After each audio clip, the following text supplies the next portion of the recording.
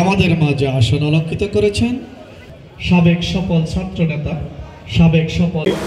আমি আমার সময় নিব না, আমি 2-3 মিনিটের ভিতরে শেষ করব। বিভিন্ন ঘাত প্রতিঘাতের ভিতরে আপনাদের সহযোগিতা নিয়ে আমার এই নির্বাচনী এলাকার যা যা ভালো কাজ, সেই ভালো কাজের পক্ষে আপনাদের সকলের সহযোগিতা থাকবে, সেটা আমি আশাবাদ ব্যক্ত করছি আপনাদের কাছে। আমি শুধু একটি কথা বলে শেষ করব।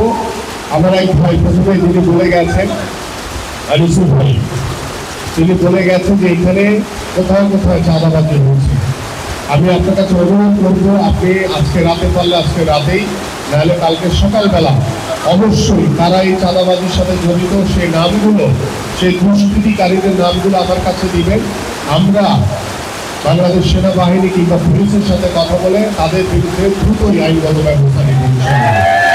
পাশাপাশি আপনাদের এই পিএম মার্কেটের যে একটি সমস্যা ছিল, সেই সমস্যাটি ইতিমধ্যে আলোচনার সাপেক্ষে সমাধান হয়েছে। আশা করি দ্রুত সময়ের ভিতরে আপনাদের যে কার্যকারিতা দরকার, সেটা দ্রুত সময়ের ভিতরে হয়ে যাবে ইনশাআল্লাহ। আর যদি না হয় তাহলে অবশ্যই আমাকে দ্রুত সময়ের ভিতরে জানাবেন, এটা আমরা প্রত্যাশা করি। আমি আমার বক্তব্য দীর্ঘায়িত করবো না।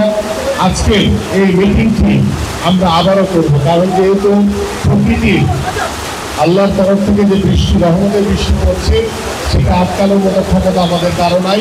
যেহেতু আজকে বৃষ্টির জন্য আমরা মিটিংকে ঠিক মতো করতে পারলাম না, আশা করছি ইনশাল্লাহ আগামীতে যে কোনো একটি সময়ে ইনশাল্লাহ আরো সুন্দর, আরো বৃহৎ আকারে আমরা এই নান্নু মার্কেট, পিএম মার্কেট সহ, পিএম শপিং সেন্টার সহ সকলে মিলে আমরা এই মিটিংটি আবার করব। আমি সর্বশেষ যে কথাটি বলে শেষ করব, যে আমি কিন্তু কোনো নেতা হিসেবে না, আমি আপনাদের সন্তান, ভাই, বন্ধু হিসেবে সবসময় আপনাদের পাশে রয়েছি।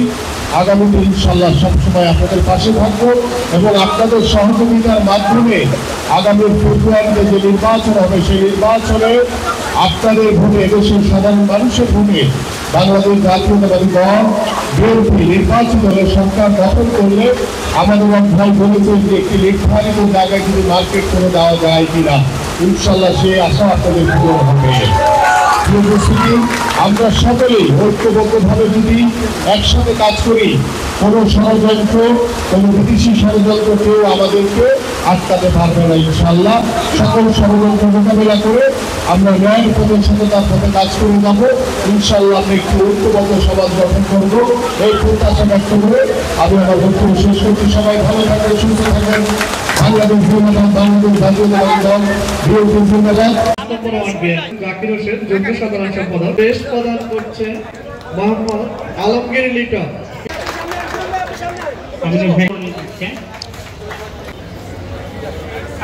শুভেচ্ছা, ছবি নেন, সুন্দর করে ছবি নেন।